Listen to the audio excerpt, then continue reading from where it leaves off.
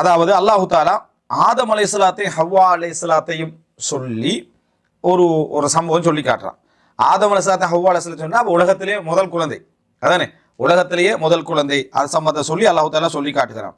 சூரா ஆராஃப்ல 189 வசனத்துல ஹுவல்லதி ஹலகக்கும் மின் நஃப்ஸின் வாஹிதா, அவன்தான் உங்களை ஒரே ஒரு ஆத்மாவிலிருந்து படைத்தான். வஜஅல மின்ஹா ஸௌஜஹா லியஸ்குன இலைஹா, அவளிலிருந்து அவருடைய ஜோடி அல்லாஹு தஆலா ஆக்கினான் அமைதி அடைவதற்காக, அவளில் அமைதி அடைவதற்காக. ஃபலம்மா தகஷாஹா ஹமலத் ஹம்லன் ஹஃபீஃபன் ஃபமர்ரத் பிஹி, இருவரும் குடும்பத்தில் ஒன்று சேர்ந்த பொழுது ஒரு சிறிய ஒரு சுமையை அவள் என்ன செய்தாள், சுமந்தாள், கர்ப்பிணியானாள்.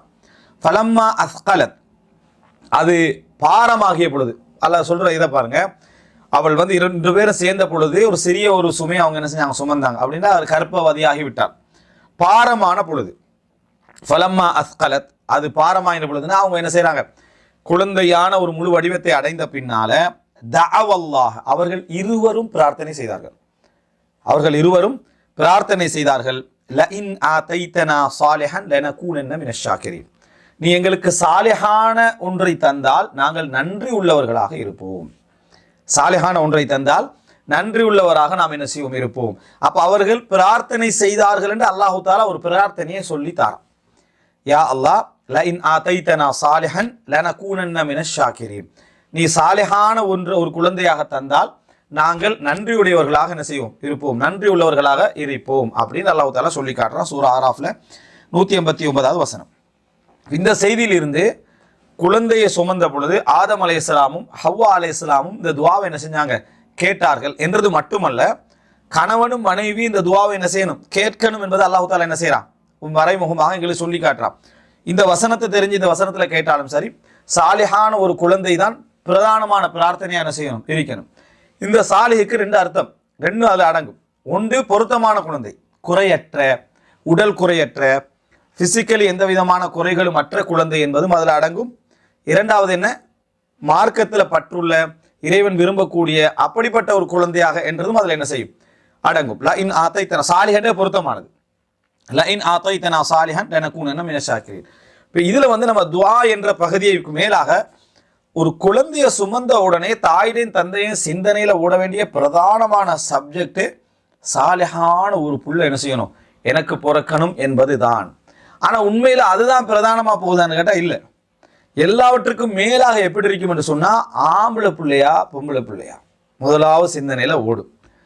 முதலாவது சிந்தனை ஆண் குழந்தையா பெண் குழந்தை, நீ என்ன எதிர்பார்க்குற, ஆம்பளை பிள்ளை எதிர்பார்க்குறியா பொம்பளை பிள்ளை எதிர்பார்க்குறேன், இவங்க 2 பேரும் தான் ப்ரொடக்ட் பண்ற மாதிரியே அவங்க 2 பேர், நீங்க யாரை எதிர்பார்க்குறீங்க, நீங்க யாரை எதிர்பார்க்குறீங்க அப்படி என்ற இந்த மாதிரியான ஒரு சிந்தனை என்ன செய்யும். ஆசை பிழை இல்லை, ஆண் குழந்தை கிடைக்கணும் பெண் குழந்தை கிடைக்கணும், அது பிழை அல்ல. ஆனா அந்த சிந்தனையிலேயே அது பிரதானமாக என்ன செய்யும், இருக்கும். அப்படி சில நடைமுறைகள் இருக்கு, உனக்கு வாப்பாவோட இறக்கமா உமாவோட இறக்கமானு பிறந்தவரை கேட்டு இருப்பாங்க. இப்படி சில தேவையில்லாத கேள்விகள் இருக்கு, உனக்கு தாய் முதலா விருப்பமா, நீங்க தாயை முற்படுத்துவீங்களா மனைவியை முற்படுத்துவீங்களா, யார் பாசத்துல கூட, இப்படி அநியாயமான சில கேள்விகள் வரலாற்றில் நிறைய என்ன செய்யும், இருக்கும்.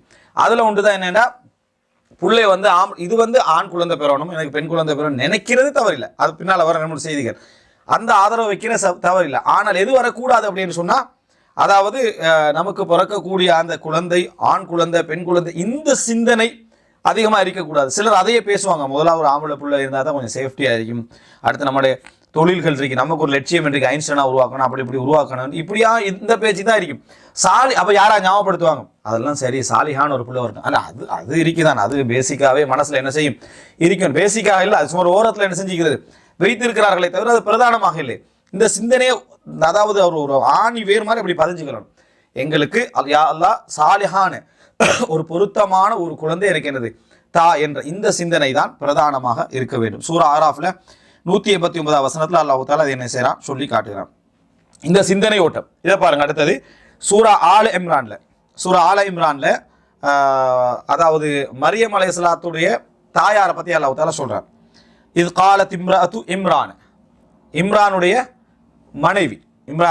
மனைவி என்ன செய்றா, சொல்றா, ரப்பி இன்னி நதர்து லக மா ஃபீ பத்னி முஹர்ரரா ஃபதகப்பல் மின்னி இன்னக அன்தஸ் ஸமீஉல் அலீம். அதாவது யா அல்லாஹ், இம்ரானுடைய மனைவி சொல்றா, யா அல்லாஹ் என் வயிற்றில் உள்ள குழந்தையை, இன்னி நதர்து லக மா ஃபீ பத்னி, இங்கதான் முக்கியம், குழந்தை வயிற்றில் இருக்குது, ஆனா பெண்ணாண்டெல்லாம் என்னது தெரியாது, ஆனா அவங்களோட சிந்தனையில என்ன இருக்குது? இதுதான் சாலிஹான குழந்தை, சாலிஹான ஒரு குழந்தை, சாலிஹான ஒரு குழந்தையாக வரணும் அப்படின்றதும் இதுல வந்து இன்னொரு லட்சியத்தோட வைக்கிறாங்க. நாம சொல்ற மாதிரி ஒரு கல்வி லட்சியம் மாதிரி ஒரு லட்சியத்தை அவங்க என்ன செய்யறாங்க, வைக்கிறாங்க வயிற்றுல இருக்கிற நேரத்துல. நம்மளும் சில வயிற்றுல இருக்கிற டைம்ல சில இதுகளை செய்யறோம், அது பிள்ளையான நடைமுறை. அது என்னன்னு சொல்றேன், இன்னி நதர்துலக மாஃபி பத்னி முஹர்ரரா, என வயிற்றில் இருக்கக்கூடியதை நான் முஹர்ர நதர்த்து நேர்ச்சியாக வைத்து விட்டேன், உனக்காக நேர்ந்து விட்டேன்னு சொல்றாங்க. நதர்த்து உனக்காக நான் வந்து நேர்ந்து விட்டேன். முஹர்ரரன், முஹர்ரரனா சுதந்திரமானவனாக, அதாவது என் வயிற்றில் இருப்பதை நான் நேர்த்து விட்டேன் சுதந்திரமானவனாக. ஃபதகப்பல் மின்னி, எனவே அந்த நேர்ச்சியை என்னிடமிருந்து ஏற்றுக்கொள்வாயாக. இன்னக்க அந்த சமீஉல் அலீம். இஸ்லாமிய குர்ஆன் ஹதீஸ்ல படிக்கிற டைம்ல இஸ்லாமிய வரலாற்றிலேயே மரியம் அந்த மரியம் சாத்திர தாயை தவிர வேற யாரும் இந்த நியத்தை என்ன செய்யலை, வைக்கவில்லை. இன்றைக்கு இந்த மாதிரி சொல்வது எங்களுக்கு மார்க்கத்துல தடை, இந்த மாதிரி எங்களுக்கு சொல்வது மார்க்கத்துல தடை. அதாவது ஒரு குழந்தைய வந்து டோட்டலாக மார்க்கத்துக்கு நான் என்ன செஞ்சுட்டேன், நேர்ந்து விட்டேன் அப்படின்னு நினைக்கிறேன். அப்படி நேர்ந்து விட்டா அவங்க திருமணம் முடிக்கலாது, அவங்க என்ன செய்யலாது, திருமணம் முடிக்கலாது. நேர்ந்து விடுறா என்னன்னா முஹர்ரரன், சுதந்திரமாகண்டா. அவங்க சுதந்திரம் இம்ரான் உடைய மனைவி என்ன செய்யல, அடிமை பெண்ணாவோ அப்படியெல்லாம் இருக்கல, அவங்களும் சுதந்திரமானவனா தான் இருந்தாங்க. பிள்ளைய சுதந்திரம் என்று சொல்றதுக்கான பிரதானமான காரணம் என்ன அப்படின்னு சொன்னால், அவங்க வந்து இந்த குடும்பத்துக்கு கீழே என்ன செய்ய மாட்டாங்க, இருக்க மாட்டாங்க. அவங்க முழுமையாக என்ன அல்லாவுக்கான பணிகளை செய்வதற்கு அந்த அர்ப்பணத்தில் என்ன செஞ்சிருவாங்க, அவர்கள் போய்விடுவார்கள். மாஃபி பத்தினி முஹர்ரரன், அதுக்காக வேண்டி. அதாவது இங்கே எந்த கண்ட்ரோலே என்னது அவங்க இல்லை.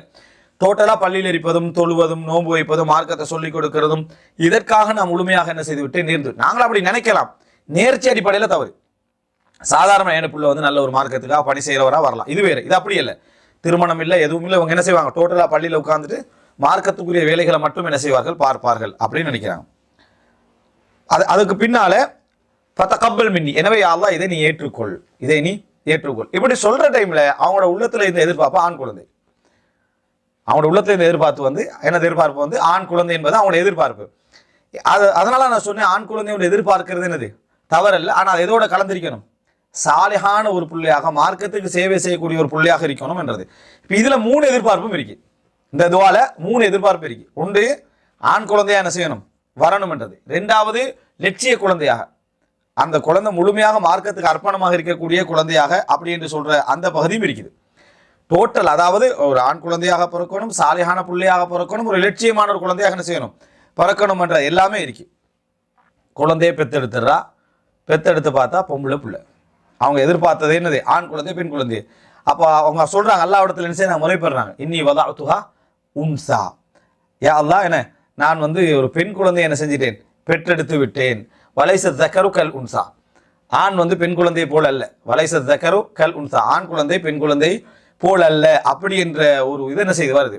அதுக்கு பின்னால ஜக்கரியா அலைஹிஸ்ஸலாம் எடுத்து வளர்த்தாங்க, மரியம் அலைஹிஸ்ஸலாம் என்ன செஞ்சாங்க, அந்த பள்ளியிலேயே இருந்தாங்க. அதனாலதான் கிழக்கு பக்கமாக போனார்கள் என்ற ஒரு பகுதியெல்லாம் என்ன செய்யும் வரும்.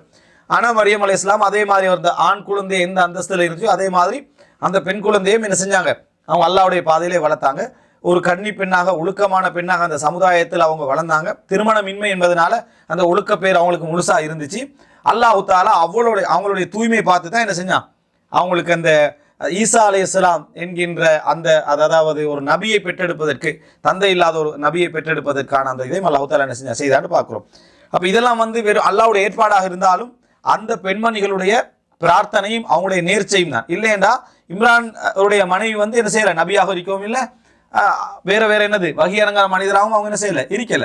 ஆனா அவங்களுடைய நேர்ச்சையின் காரணம் அல்லாஹ் தஆலா அவங்களோட வயிற்றுல பிறக்கக்கூடிய குழந்தைய வந்து இப்படி ஆகட்டும் அப்படின்னு எந்த நபியை கொடுத்திருந்தா கூட பரவாயில்ல. அதாவது இந்த இடத்துல முக்கியம் என்னன்னா, இம்ரானுடைய மனைவியும் நபி அல்ல, பிறந்த மரியம் அலைஹிஸ்ஸலாமும் நபி அல்ல. ஆனா பேரன் யாரு, நபி. பேரன் வந்து நபி. இவங்க 2 பேரும் யாரு, சித்திகா, உண்மையானவர்கள், ஒழுக்கமானவர்கள், கட்டுப்பாடானவர்கள். அப்ப அல்லாஹ் தஆலா இவங்க அவுலியாக்கள், இறைவனுடைய நேசர்கள் நம்ம சொல்லுவோம். அல்லாஹ் தஆலா இந்த இடத்துல வந்து என்ன அவர்களுக்கு அந்த சிறப்பை கொடுத்ததற்கான காரணம் அவர்கள் அதுல காட்டிய அந்த ஆர்வம், அந்த இஜ்திஹாதும்.